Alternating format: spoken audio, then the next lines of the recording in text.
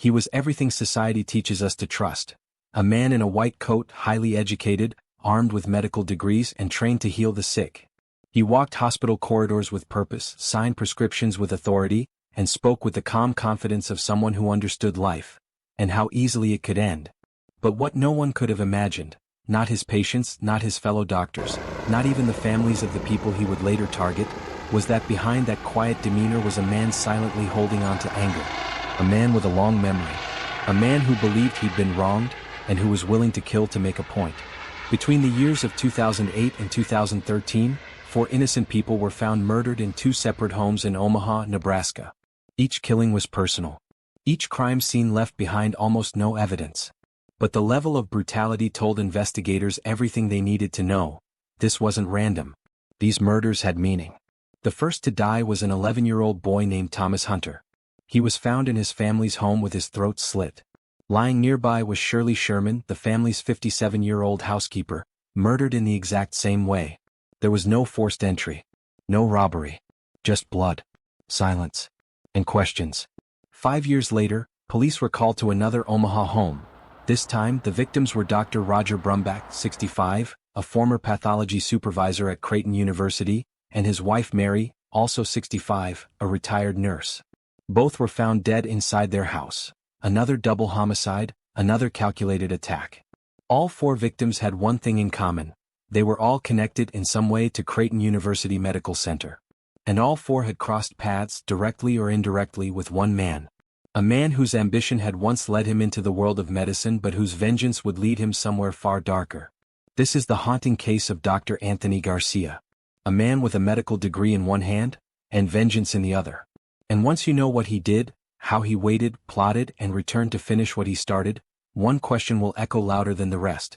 How many chances did we have to stop him? If true crime chills you to the core, subscribe now and turn on the notification bell icon. Because what you're about to hear might keep you up tonight. Before the headlines. Before the horror. Before the name Anthony Garcia became etched into Omaha's collective memory, he was just another young man in a white coat, chasing a title that commands respect, doctor. He was born in 1973, raised by immigrant parents who believed in discipline, education, and a future that would be better than their own. From the outside, Garcia seemed to be making good on that dream. He earned his medical degree from the University of Utah and set out to carve a place for himself in the demanding world of pathology, a field defined by precision, pressure, and unrelenting scrutiny. In the early 2000s, he arrived at Creighton University Medical Center in Omaha, Nebraska, as a pathology resident. But it didn't take long before concerns began surfacing, quiet at first, then louder, and finally impossible to ignore. Garcia was described as withdrawn and uneasy in social settings. He struggled with authority. His temper was unpredictable. He missed shifts. He failed to complete assignments. He didn't just flounder, he resisted correction. And worse, his performance was faltering at a level that couldn't be overlooked. Among those keeping close watch were 3 key figures: Dr. William Hunter, head of the residency program, Dr. Chanda Butra, a senior faculty member in pathology, and Dr. Roger Brumbach, department chair.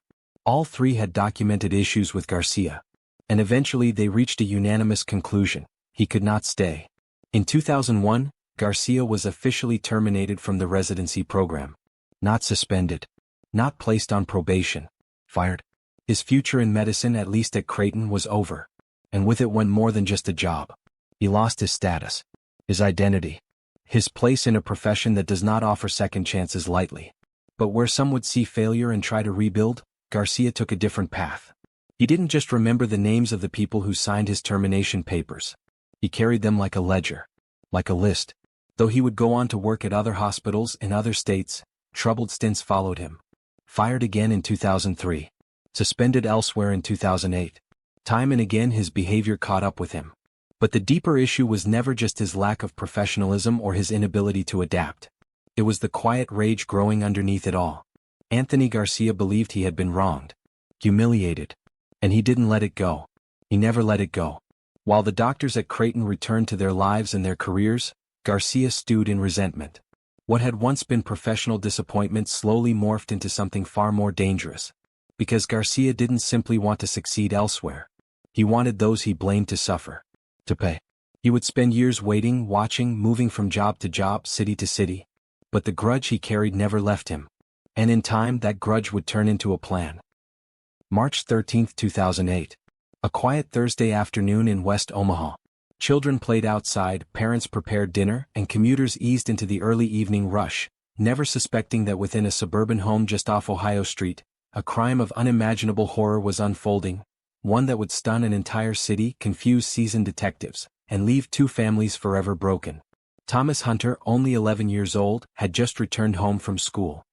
He was bright, thoughtful, and full of the kind of promise that radiates from children at that age, completely unaware that his final steps into his house that day would mark the end of his short, innocent life. Inside, Shirley Sherman, a 57-year-old housekeeper known for her reliability, gentle demeanor, and kindness to everyone she worked with, was cleaning as she had done many times before. She had no reason to expect danger. No warning. No chance to run. At approximately 5 p.m., someone entered the Hunter residence. That person didn't come to talk. He didn't come to steal. He came to kill. What happened next wasn't a scuffle or a botched robbery, it was a ruthless, calculated, and deeply personal act of violence. Both Thomas and Shirley were stabbed repeatedly, in what investigators would later call an act of overkill, the kind of attack that comes from anger, not opportunity. The crime scene told a story no one was prepared to hear. Blood was splattered along the walls, soaked into the carpet, and tracked across the floors in chaotic, bloody footprints. The boy's body was found just inside the front entryway, his backpack still clinging to one shoulder, as though he barely had time to register the danger before it was too late. He hadn't even made it into the living room. Shirley was found deeper in the house, similarly brutalized, her wounds indicating that she too had been taken by surprise. There were no signs of forced entry. No evidence of valuables taken.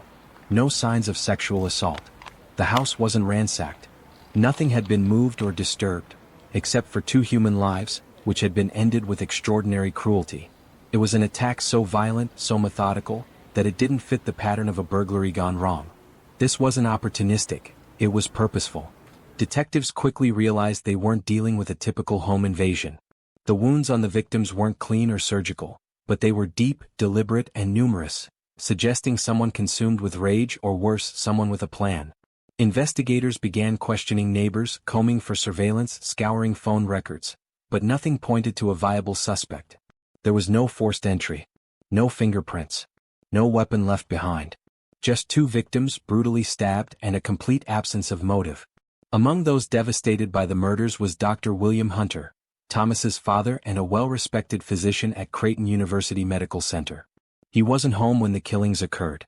The horror of what happened hit him in stages. First the news of a double homicide, then the sinking realization that his own son was one of the victims, and then, over time, the haunting suspicion that this wasn't random at all.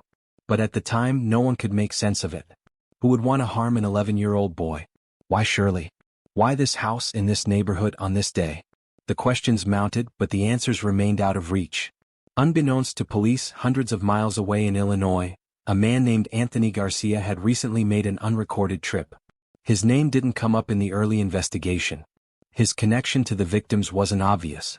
But Garcia had history here. He knew this house, not the home itself but the man who lived in it. Years earlier, Dr. William Hunter had been part of the decision to terminate Garcia from his medical residency at Creighton, citing erratic behavior, absenteeism, and growing concerns about his mental state and professional performance. Police had no idea that a disgraced former resident was quietly slipping through the cracks of their investigation. They didn't know that Garcia, humiliated and enraged, had driven all the way from Illinois back to Omaha in what may have been the first act of a plan years in the making. He claimed he was in the area at the time, just passing through, but what kind of traveler ends up at a former supervisor's home on the very day that supervisor's son is butchered along with the family's housekeeper? The murders shocked Omaha to its core, not just because of the brutality, but because of how directionless the case appeared to be. No suspects. No known enemies. No pattern. The city grieved, the families mourned, and time passed. Slowly. Painfully. Without resolution. And yet, beneath that silence, something else was building. A connection that would take years to fully uncover. A motive rooted in wounded pride, professional shame, and something darker that had begun festering inside Anthony Garcia long before the first drop of blood was spilled. For the residents of Omaha, the brutal killings of 11-year-old Thomas Hunter and 57-year-old Shirley Sherman weren't just news, they were trauma, embedded in the quiet routines of a city that had never known such violence in its own backyard. In the days that followed March 13, 2008, the neighborhood where it happened seemed frozen in time, a place where bloodstains once scrubbed clean remained forever etched in memory. There was grief, disbelief, and for many, fear. But perhaps the most chilling part was that no one knew why. 2 lives taken in a house with no sign of forced entry, no robbery, no obvious motive, and then, nothing. No suspects. No arrests. No major leads. As spring turned to summer and summer into fall, the silence around the case grew heavier. It wasn't just the lack of progress that haunted people, it was the stillness. The idea that whoever had committed such an intimate and savage crime hadn't tried to cover his tracks with chaos or confusion. He had simply vanished. And yet, while the investigation slowed, it never truly stopped. Detectives pored over forensics, combed through phone records, ran psychological profiles, even consulted outside experts. But the pieces wouldn't fit together. There were questions no one could answer. Why Thomas? Why Shirley? Why that house that day? And why leave behind a scene so gruesome, so intentional, without a single clear thread? While the city tried to move on, Anthony Garcia was drifting, covertly, restlessly, through the American medical system. After his abrupt termination from Creighton University Medical Center in 2001, Garcia managed to secure new residency positions and medical roles in various states, but the same pattern kept repeating. At first he would present as qualified if a little distant. But over time, often just months, he would begin to falter. Colleagues noticed his poor communication skills, his inability to collaborate, and his quick temper. He was described as aloof, unpredictable, and even unstable. Some said he simply didn't seem cut out for medicine. Others sensed something deeper, something off. Between 2008 and 2013, Garcia moved from Illinois to New York, and later to Indiana. Each stop along the way ended similarly, with frustration, complaints, and eventually termination. In one case, he walked out on his duties without explanation. In another, his residency was discontinued due to professional deficiencies. Still, despite his growing list of red flags, no one connected him to anything more serious than poor performance. He was, after all, just one more struggling doctor in a system that often turns a blind eye to quiet failures. But inside Garcia, the anger hadn't faded. It had only evolved, sharpened. In his mind, the people who had pushed him out of Creighton all those years ago weren't just academic obstacles. They were enemies. People who had humiliated him, denied him his future, stripped him of the identity he had worked so hard to build. He never forgot their names. He never forgave their roles. And all the while, as he stumbled from job to job, rejection to rejection, those memories hardened into something dangerous. Back in Omaha, the cold case unit kept returning to the murders of Thomas Hunter and Shirley Sherman. There were annual reviews, internal discussions, even theories that circulated quietly through the department. But nothing stuck. Without new evidence, without a confession or a break, the case simply hovered in a strange limbo, unsolved, unexplained, and slowly slipping out of public consciousness. For 5 years, the killer remained invisible. The community began to relax, at least on the surface. Children walked home from school again. Neighbors returned to idle small talk over fences. The horror of 2008 still lingered, but it had dulled, as all wounds eventually do when time presses forward. Some even wondered if the crime had been a one-time explosion, an unexplainable act by someone who had since died, disappeared, or otherwise moved on. But in 2013, that illusion shattered. Because 5 years after the first murders, as the city of Omaha quietly marked the anniversary of its darkest day, the killer returned, not with a warning, not with a whisper, but with another bloodbath that would drag the past screaming back into the present. And this time, the message was unmistakable. This was far from over. On the morning of May 14, 2013, a request for a simple welfare check brought Omaha police to a modest, well-kept home in a quiet suburban neighborhood. A home that belonged to Dr. Roger Brumbach, former chair of Creighton University's pathology department, and his wife, Mary, a retired nurse and grandmother. They hadn't answered calls. They hadn't responded to messages. And what officers would find inside that house would send a shockwave through a city that thought its nightmare had ended years ago. When they opened the door, it was clear almost immediately, this wasn't a medical emergency or an accident. This was violence. Raw, personal, terrifying. Both Roger and Mary Brumbach had been murdered in their own home. There were no signs of forced entry, no missing valuables, no indication that this was the work of a burglar or a drifter. Mary had been stabbed multiple times, Each wound deliberate, calculated. Roger had been stabbed as well, but he had also been shot point blank, a detail that stunned even the most seasoned investigators.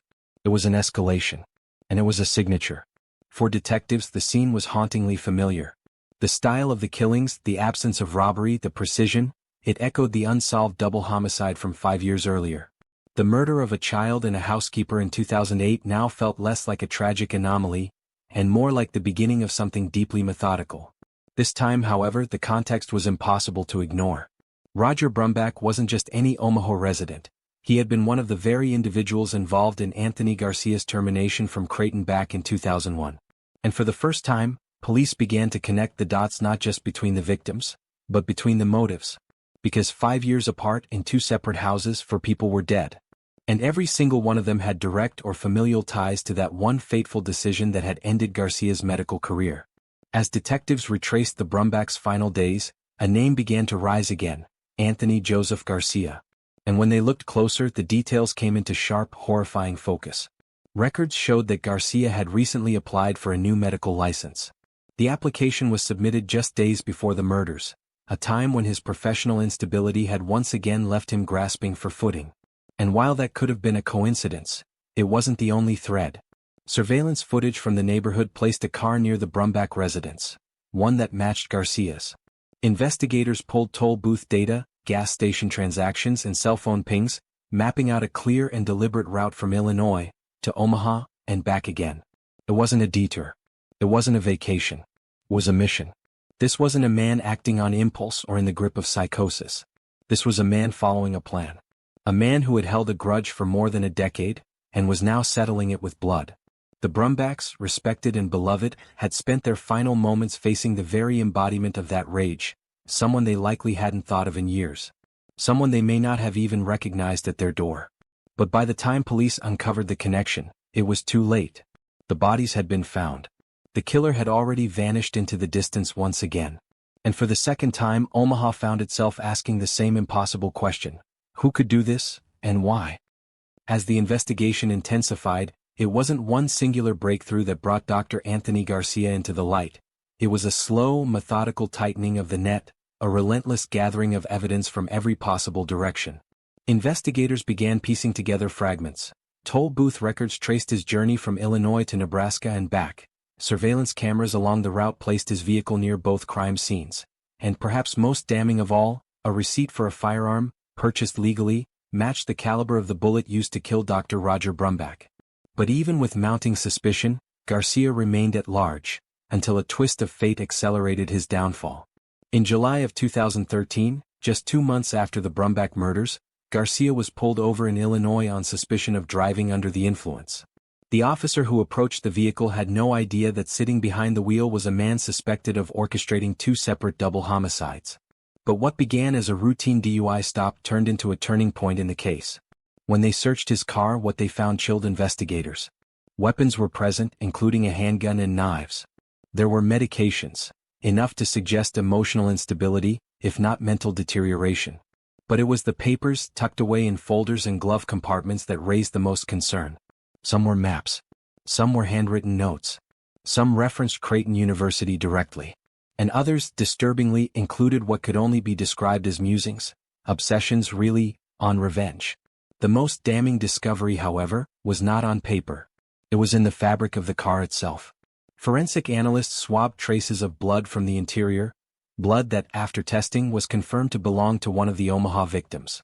Garcia had not only traveled to commit the crimes, he had left with physical evidence still clinging to his belongings. Detectives seized Garcia's phone and delved into its digital contents, peeling back layers of time and thought. The search history showed repeated inquiries about Creighton University.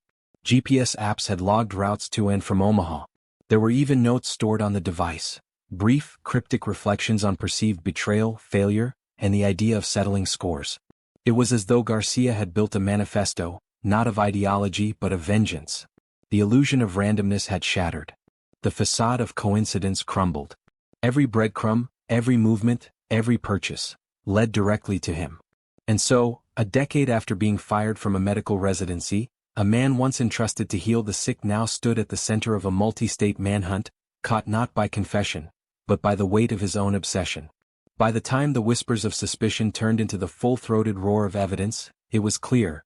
Anthony Garcia hadn't just snapped, he had stalked, plotted, and executed his revenge with disturbing precision.